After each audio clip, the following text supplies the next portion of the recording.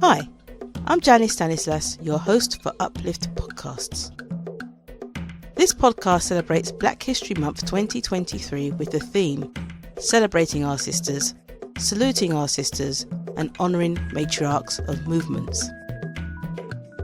Throughout history, Black women have been at the centre of social justice movements, fighting oppression and pushing for change with courage. It is unfortunate, however, that their achievements are often overlooked or forgotten. Black History Month 2023 offers a unique opportunity to recognise and honour Black women's contributions by celebrating the leaders of movement and celebrating the achievements of our sisters. In honour of this celebration, we highlight current women across the globe who are leaders in their own right. Today we're celebrating Dr. Jacqueline Maximillien PHD. Dr. Jackie, welcome to the show. Thank you for having me. So Dr. Maximillien currently works for Janssen Pharmaceutical, commonly known in the UK as Johnson & Johnson, as a principal scientist, born in Barbados and currently working in Belgium.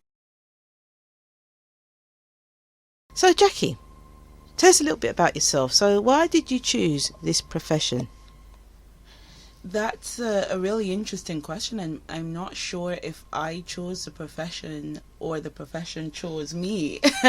I did my first degree in biology and chemistry and always thought that I would do medicine, but eventually throughout with my progression, I did my master's in pharmaceutical science and medicinal chemistry, and that just seemed like a good way to contribute to the medical field without necessarily being a medical doctor. So I think that would be about it. Okay, that's very interesting. But you recently described your job as a master baker. I'm embellishing quite a bit here. As a master chef baker who makes the perfect lemon cake. So can you give us a little bit more about that? Of course. I always say to people, I think it's important to be able to explain what you do simply and succinctly. And my parents, when I got my PhD, had no idea what I did. My mum was still thought that I was extracting medicines from plants, because she would call me up and say, I have a new plant for you to extract. So I came up with this analogy to explain what I do. So there's someone else who's in charge of the lemon, what type of lemon we'll use, blah, blah, blah. That's someone else's. Mm-hmm. My job is making sure that the medicine, the tablet, the pill, the sachet is what I term as the lemon cake, that's suitable for who it needs to get to. Is it a geriatric patient? Is it a pediatric patient? Is it someone who has issues with swallowability? Are they lactose intolerant? Are they gluten intolerant? How are we choosing the right ingredients and making it in the right process that every time we give the lemon cake, it's the same cake? Right. So, in essence, what you're basically telling me is for somebody like me who is lactose intolerant, for example, you are the person that decides how the ingredients go in, what frequency, how it gets stirred, for how long it gets stirred for. You know, you're like Exactly. We are responsible for the formulation. Mm-hmm. So what actually goes into the tablet, the quantities that go into the tablet, and also the process. So how is it made, to make sure that every time, because the pharmaceutical industry is very highly regulated, and you can imagine that if you're taking a pill, you want to be sure that what you're taking is doing what you think it's doing, mm-hmm. And that you're not taking A when you should be taking B, right. Or that you're not taking the wrong dose of A. Maybe you're taking too much or too little. All of those things are really important, especially when you're dealing with people's lives. Fair enough. That's a very, very interesting job, and quite a high risk, high powered, high intense kind of work. Indeed, everything should have been done yesterday. Yeah, I know that one. Everything should have been done yesterday, and there's a lot of pressure to get it right. I think that every day you are reminded that what you are doing has a direct impact on somebody's life. I mean, you're here saying, you're lactose intolerant. My mom has high blood pressure. We know people that have cancer. There's no one, I think practically no one in the world who doesn't know someone who's taking some kind of medication for something. Yes, for something. Yeah. And so you're constantly reminded that what you're doing is serving the everyday person, and they're really relying on you to do your job properly, to do it completely, to do it ethically, and to bring a level of curiosity that you question, are we doing the right things in the right ways to ensure that we're bringing the best for the most vulnerable. Yeah. It's interesting you mentioned about how the types of audience that you have to cater for in terms of creating the medication and stuff. One of the things where I used to work is that there was always a gap in the product that was being created against the people that they were serving. But also, equally, the part of the gap was that people in those particular roles weren't represented. So I suppose my next question is around, how does your racial identity, because as far as I'm concerned, you're one of the first people I know in this particular field at this particular level. So I'm wondering how that affects you in your daily life. So how does your racial identity affect your experience of work? I think, that's a really deep question. So when you first started asking the question, the first thing that came into my mind, to be honest, was clinical trials. And for those who don't know, every pharmaceutical compound, every drug product, we call it, that's going into a human needs to go through a series of clinical trials. They start from healthy volunteers, and then they go into, that's phase 1, and then they go into phase 2 clinical trials, which is normally in a patient population, so they can find out an efficacious dose, and then they go into a phase 3 clinical trial, which tends to have a much larger number of participants and can take very many years. So the phase 1 could be anywhere from 10 to 20 people. They gradually increase in size. And I start with that because you find that when we're researching a drug, it starts there. The racial disparities start there. You'll find that the vast majority of persons who participate in clinical trials are not identifying as black or identifying as non-white, let me say it like that. There are some specific populations that sometimes we would go to, but there are a lot of initiatives ongoing to kind of encourage people of color to get involved in clinical trials. And I know a lot of people think of it as, oh, you're being a guinea pig, and there's a lot of mistrust in the systems. Rightly, because our past, we have to be honest about our history, and our history has not been one that encourages. It's not been kind to us. It's not been kind to us. Nevertheless, the thing that is important for us moving forward is for us to understand how these things impact our bodies. We are all different. There are biological ways that we are different. There are ways that different ailments look on different bodies. A very easy example would be eczema. What does that look like on our skin tone as versus to what that looks like on another skin tone? You'll hear that there are a lot of calls recently for images and pictures and descriptions in medical journals and medical textbooks to also reflect people of color, because if you don't get a good diagnosis, then you probably can't get the right medicine. How can you treat the person if you can't see exactly what's going on? Exactly. So it starts there. But in terms of things that I face getting into this field, I think I was just so young and naive. Can I be daring and ask how young were we when we got into this field? I did my master's, I was maybe 22, 23. Wow. So I would say then. And then as a part of the master's, I had the opportunity to do an internship. I think it was a 3 or 4 month internship at Pfizer. Okay. And so that really opened my eyes to what's possible. Okay. And there, I remember it was the end, coming on to the end of the internship, and the lady who sat behind me, a Pfizer employee, she just said, "Oh, what are you going to do when you're finished?" And I was like, "I don't know." And she encouraged me to look at the job vacancies, and she said there used to be a coffee shop on site. I don't remember if it was Costa or Starbucks, one of those. We used to be on site in Sandwich, UK. And she said, "Yeah, just look at the job vacancies and invite them for a coffee." And I remember thinking, you can do that? Yeah. Would they come? This is it's not something that I've heard of, to be honest. You know, inviting your prospective employer for a coffee. It's like, really? Yeah, because I was on site. I was there doing the internship, and she encouraged me to look at the vacancies, see which ones I thought I was interested in, and just invite them for a coffee to hear more. So there's no pressure to, I want to apply for this job. Please come and hear my spiel. Yeah, of course. It was more like, I'm here, I'm doing this internship. This job sounds really interesting. Would you be able to spend some time talking through it with me? And she was really kind, because like you, I didn't even think that was a possibility.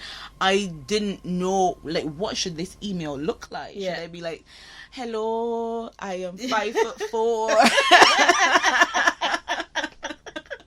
What's outside is Aquarius.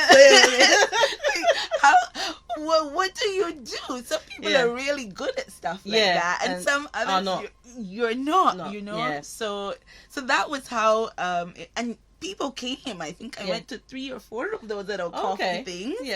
And then I left and applied for jobs at Pfizer and other pharmaceutical companies, and then got a job, and so went back about 3 months later to start. And that was back in 2008. Okay, that was quite a while ago. It was that was my first pharmaceutical job. Wow. Okay. Were there many people like you in those roles, or did you find that you pretty much stuck out like a sore thumb? I did, and I do. It's still a challenge. It's in the sense that it's a challenge, the fact that you do stick out. But I suppose the question then is it a benefit as well as a challenge? It's always pros and cons, right? There are always pros and cons. So I did then, and I do now.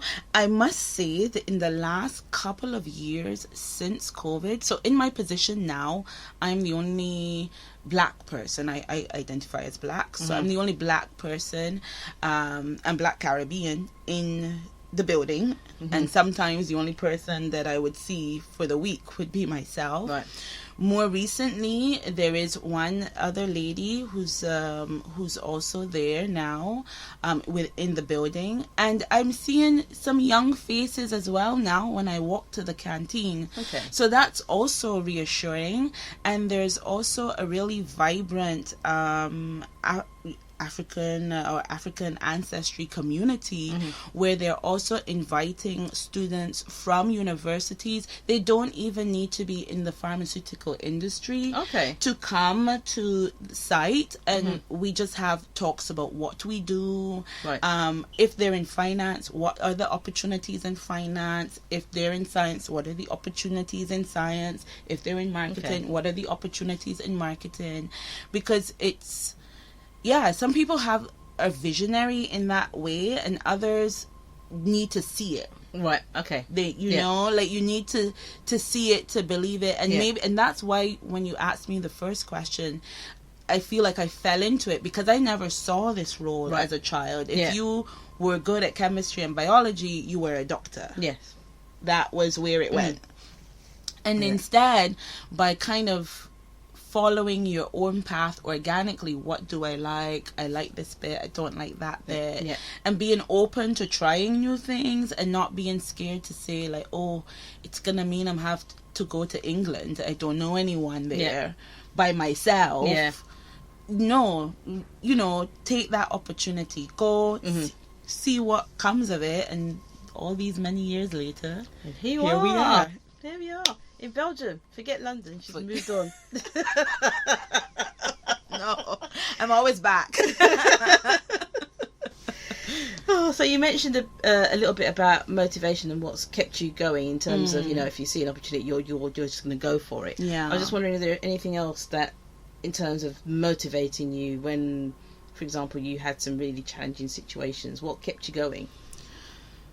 You really have to keep a good core around you. First, you kind of, I think that personally, I compartmentalize. Work is work, family is family. So you have real clear boundaries.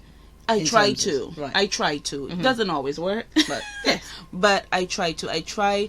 And I don't mean that in the sense that when I'm at work, I never mention my family. Or when I'm with my family, I never mention work.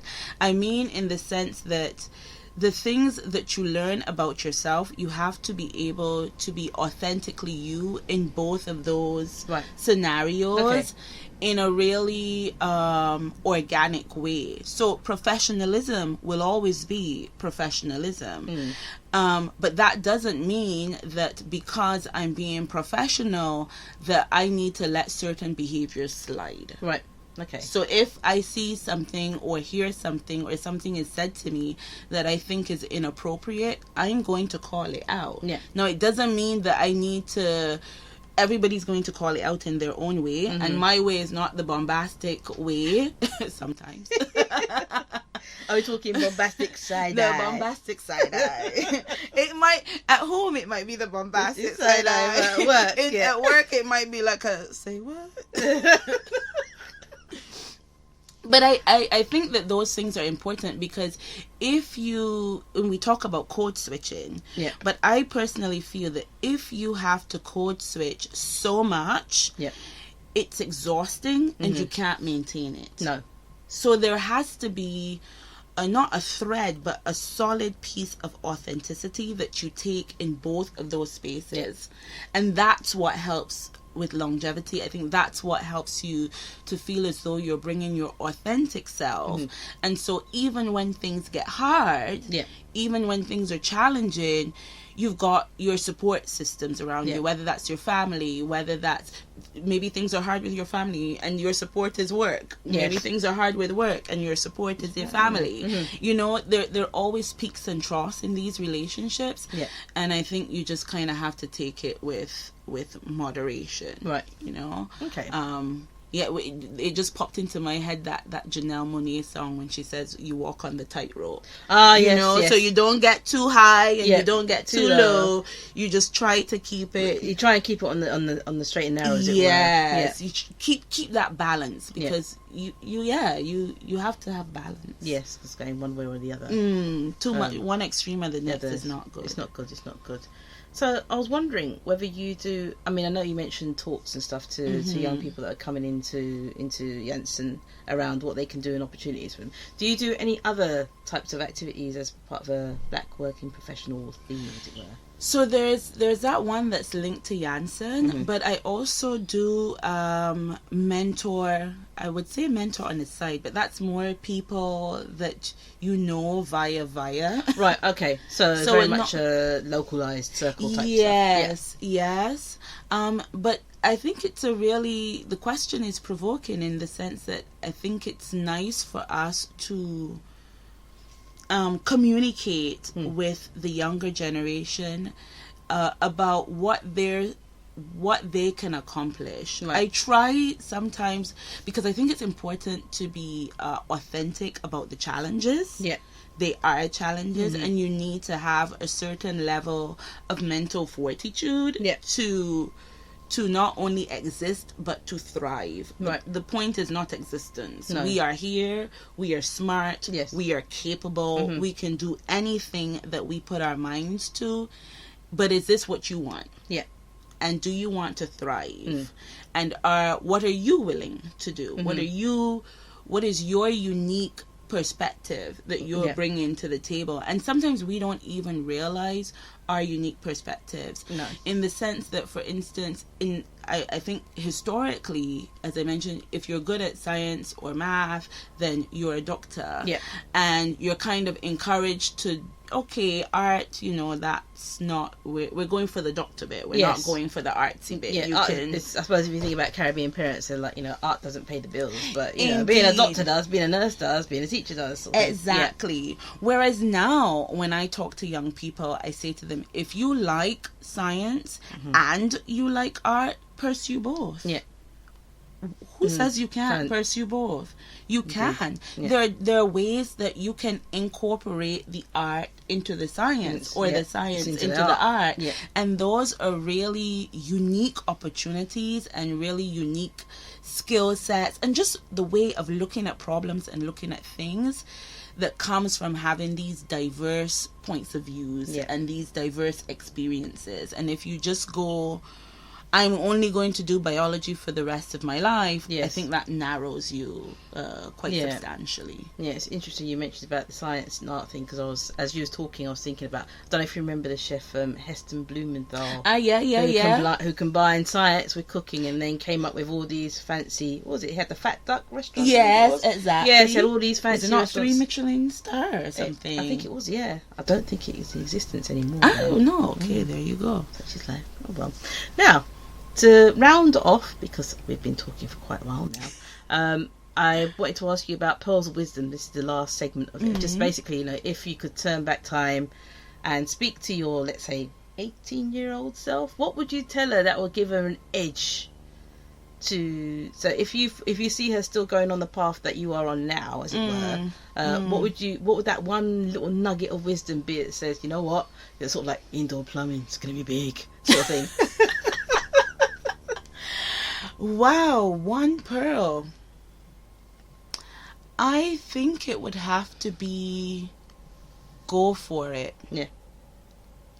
Go for it. Try. Don't worry about what if it fails, what if, try. And give it a good shot, not like a half-hearted, I did something. No. Yeah. If you're gonna go for it, give it your all, and if it doesn't work, it doesn't work, and it's no reflection on you. No. Which is why you have to give it your good shot, because then you're not sure, was it me, was it that I kind of half-heartedly? No, go for it, and then trust that if it's not for you, it's not for you, and it's okay. At least you know that you're giving it your best shot. Exactly. They always say, even if you fail, it's not a failure. It's all part of learning, isn't it? Exactly, because you, in years to come, you still look back on that experience and take the nuggets that you've learned to apply to a different situation. So it's never completely dead. No.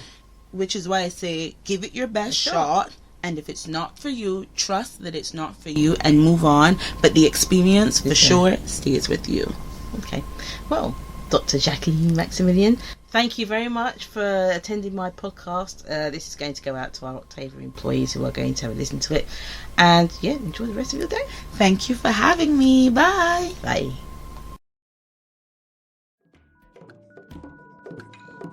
This has been Uplift Podcast, the podcast celebrating Black History Month 2023 with the theme Celebrating Our Sisters, Saluting Our Sisters and Honouring Matriarchs of Movement. Thanks for listening. I've been your host, Janice Stanislas, and catch you next time.